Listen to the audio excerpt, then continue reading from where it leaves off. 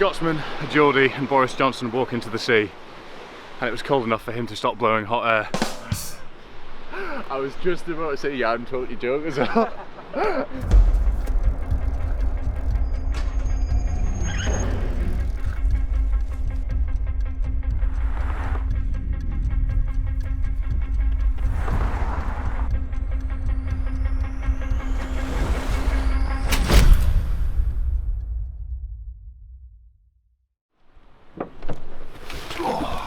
Hello everyone and welcome to another video and episode number 3 of Celtman Prep Series 2. We're at Portobello Beach, which you should be very familiar with if you've been around here for a while. If you are new around here, then do make sure to hit the subscribe button and you will end up back at Portobello Beach in the near future, I can guarantee you that. So today is a full day of training, 1500 meters to 2000 meters swimming out in the open water just to get used to sort of breathing, stroke, cold. 7.2 degrees in the water this morning, which is slowly climbing back up, as last time I was in here it was 5.5. So it's not warm by any stretch, but it is warmer. So hopefully that counts for something when it comes to perception, feeling, face burniness, etc, etc. We have a very special guest which we will catch up with shortly, as I'm looking after him for the Rock Tri in mid-July. So myself and Omnia Performance are training him for that, as he's coming from a lifting background into a triathlon background. So he's up here to get used to smoke and water swimming and spend some time in the hills, because the Rock Tri Helvellyn has a lot of elevation and trail work worked in. So getting up into the Pentlands will be good training for both of us. If at this stage you have not yet already liked the video, because so far it's been fantastic, probably, I think, surely, make sure you hit the subscribe button and comment down below. But let's go and catch up with Adam and then see you in the sea. Adam Collard, ladies and gentlemen. Hello. Adam is here to swim and to run up a hill. Pretty simple, but this is triathlon number 1 you're prepping for, isn't it? This is triathlon number 1, and I thought, well, I searched Instagram high and low and found the number 1 and thought this is the guy who's gonna at least make me still be able to lift while doing some crazy stuff. Meatheads who do not drown, to summarise, is kind of the real top line thing that we're working to today. Yeah. So we've just been chatting off camera, and the brief really is Adam's got a very CrossFit-y mindset in terms of how he approaches pace, how he approaches running and swimming. So what we're going to do today is just get used to a bit of a slower, more controlled stroke. You don't have a wall to push off in the sea, which means that you don't really have the choice to go full send red line, otherwise you will drown. And whilst he is about 7.5 feet, the sea is deeper. So that means there is nowhere to hide if we go out far enough. So going to get in and out, aim to cover about 1,000 to 1,500 meters, because it still is cold. And then see what happens, head to the Pentlands, run up a few hills, and take you through a full day of training as we go. How are you feeling? I'm very excited. I'm a little bit nervous in a good way. I just want to get the feelers out there. Like I said, different gravy being in a pool compared to doing this stuff, but you got to start somewhere, so I suppose this is a good baseline. And then obviously Fergus, we've chatted before, he's going to do a training program and sort of see where my weaknesses are, so it's nothing better than getting next to the coach and kind of seeing where it goes. Exactly, and look where his wetsuit is from, ladies and gentlemen. Only the best for our guests up in Portobello, the mecca that it is. I think without any further ado, it's probably time that we get in the sea.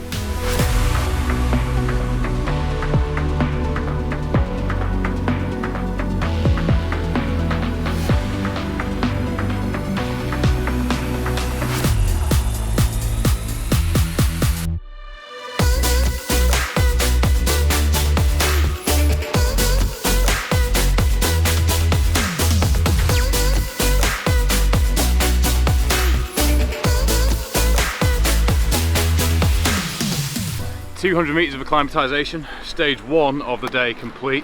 Adam's felt the cold, he's felt his breath, he's felt the panic. How was that? That was incredibly hard. I'm not even afraid to say it. I was actually really shocked at how I started off okay, got obviously almost to the shoulders. It's totally different once you get your face in. I was really surprised at how tough that was to actually get my head in. Started off a little bit better when you gave us that first talk. What was the 3 in, 3 out? Yeah, so three in through the nose, hold for 1, 3 out. And I just told them to ignore me for a little bit, ignore surroundings, stop thinking about anything, stand up, settle. And then that means your heart comes down. You can actually then try and kind of time your rhythm of breathing with the rhythm of your swimming, and then you can start to get into a bit of a flow. And ultimately the burny sensation you get in your face does then settle a bit. Yeah, that was crazy. I never felt anything like that, to be fair. Right here. I was actually surprised. And he's from the north. I know. He's from the north. He's not one of these southerners just coming up and complaining about everything. He's he's a genuine cold person most of the time, so here we are. But I think what we've done, we've come out 200 meters, get this debrief done, gonna go back in, and now we're actually gonna build some volume because that initial shock is over. Know what to expect once we're going back in. And even for me, it's 7 degrees, it's April, it's not warm. Whilst I've been doing this over the winter, every single time I get in, my face is on fire. So I think we'll see you back in the sea in 3, 2, 1.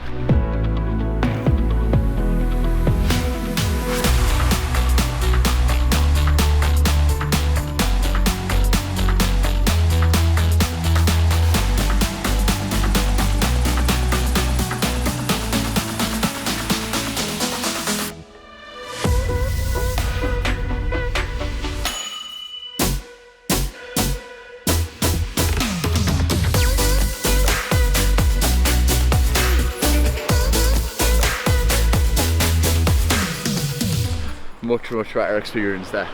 Second time around was a hell of a lot better. I wouldn't say easy by any means, definitely not, but a lot better. I'm trying to warm up gradually. Again, same message as previous swimming videos, there's been a lot of them recently, is it can be intimidating. Baby steps, you can build up to it. Bit of a shock for Adam today, just getting used to that, because you can read about it online, you can have people tell you, but actually until you feel it and go, oh god, I want to get back on shore, I want to get in a car, I want to get in a dry robe, I want a bath, I want some red wine, whatever it might be.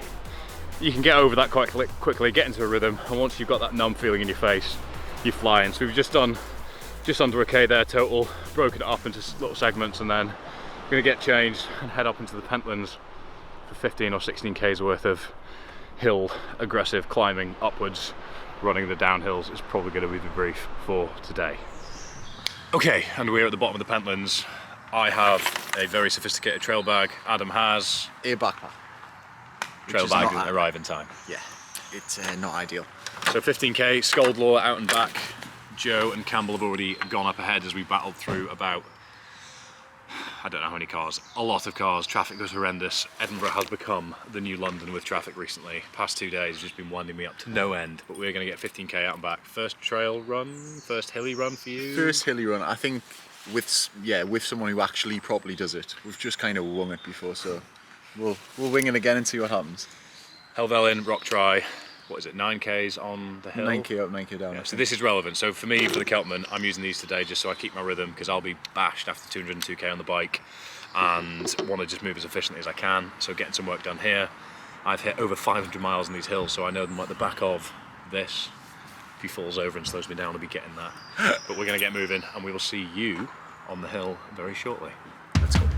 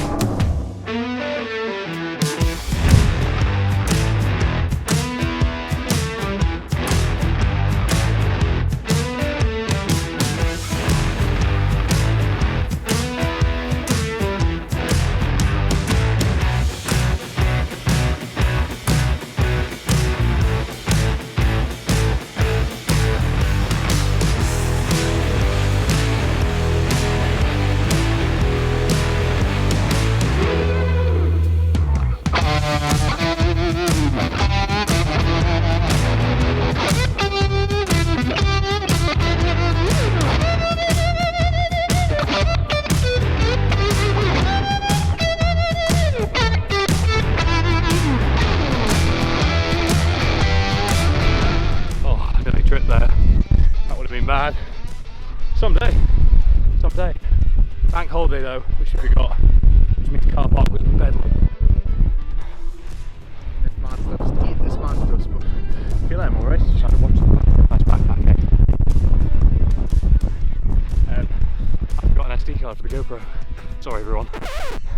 I'm lucky I've got one. Have you got one? Yeah.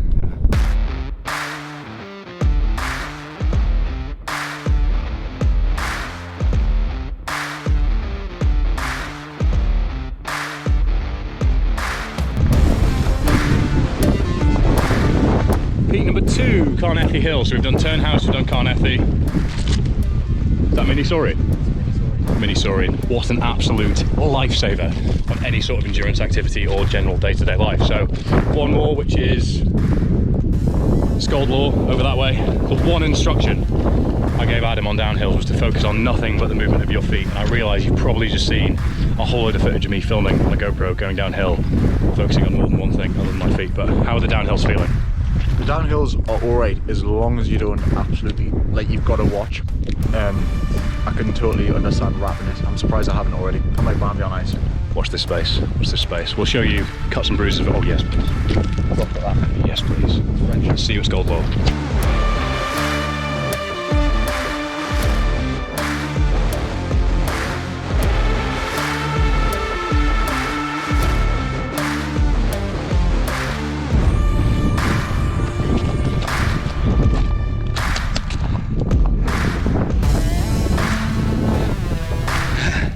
Tough little section. My asthma's really flaring up this week. Hay fever, a few beers at the weekend for the Melrose 7s, which are kind of residually hanging around, but feels good to be on a day we can actually see, because 90% of my videos up in these hills, it's normally me at this point going, look at the visibility, and it's a funny joke because there isn't any. So how'd you get on? That was alright, it was tough. 60 minutes now where we're at, 140 heart rate. I was actually surprised that I actually managed to get the red walking, but the green was running, you know. That's on too. That's what's funny, to be fair, we chatted about before, is if you come from a gym environment, gym background, there's a real tendency to just send it and think, work as hard as I can up the hill and then I'll buy myself some time. But the trade-off in terms of heart rate versus distance covered, so effort expended for distance gained, there's a huge trade-off in favour of aggressively walking uphill, running downhill, especially if you come from a lifting background and you're heavier as well. If you're a sinewy 60 kilo trail runner, yes, you can charge up the hills, but when you're big lumps, 100 kilos. Yeah, 98 at the minute, that's life for me. He's like 6'9" as well, so I'm not going to pretend that I'm nearly that tall and that's why it's hard for me, but I'll take the L on body weight here. So something to bear in mind if you are ever running in the hills, you might be better off walking up aggressively, running down aggressively, and avoiding running up the hills. We will see you probably back at the car next time we catch up. Cue a sick B-rolly montage in 3, 2, 1.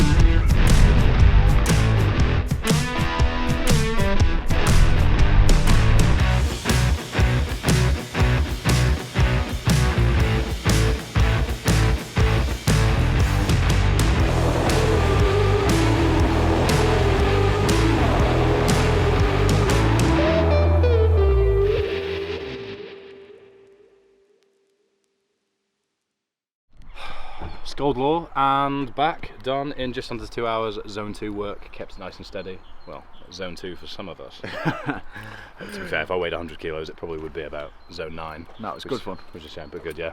So what your Helvellyn 9k up, 9k down as part of your rock try in July. So that's the first bit of like hill running. It's basically how he'll be coming off the bike. So getting used to just that steady stride, steady rhythm, without bursting yourself. Just chatting as we went about all the nuances of triathlon that we're going to work on as we go. But as it's early days, we're just working things in slowly but surely. Recovered from the shock of this cold, and then we were actually way too hot there. I smell like a pig that has been rolling in a pile of its own shit for about 3.5 months, as I forgot to put deodorant on when we had to shower at Portobello Leisure Centre. So I apologise to everybody within a 35-mile radius, but here we are. So Adam's going to head back down the road after he's given us a summary of a full day of training. Full day of training. You know what? For me, it was just about techniques and stuff like that. Calming myself down with breathing and stuff like that. Definitely in the water. I got a bit of reality check with that. Swimming all day, every day in a swimming pool is total different gravy. Not even just looking at the bottom, but it's them breathing techniques. And again, same thing.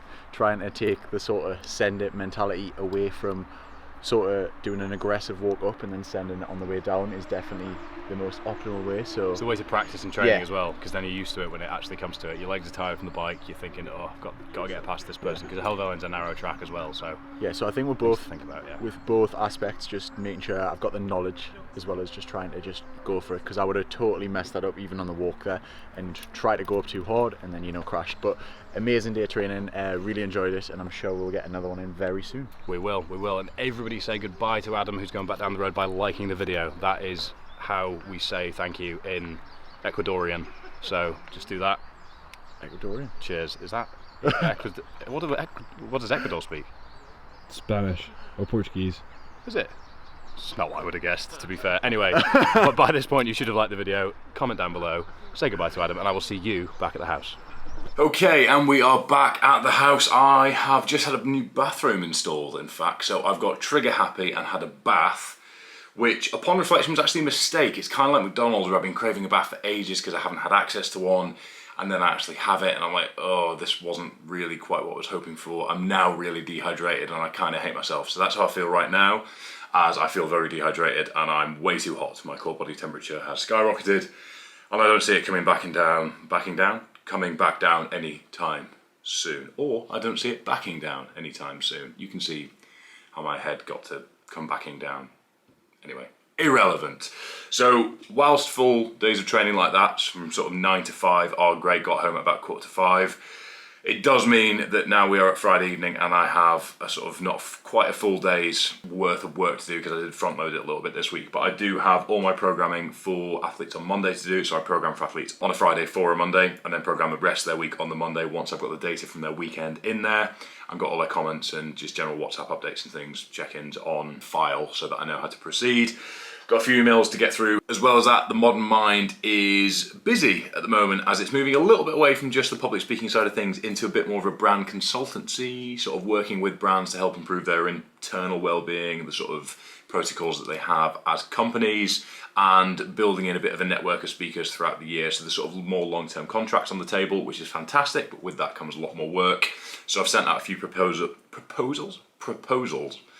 weird one, this week. And I've got a few more to finish off, which I'll probably send out Monday morning, because some corporates are a bit weird about you sending them emails out of hours. Although I do think the pandemic has probably changed that, as you hear horror stories about people getting emails at 3 in the morning and then they need to respond to them, apparently. So that is that. Great day of training with Adam. Fantastic that he came up, and we will do more together, as it's great that I'm training him for his first triathlon.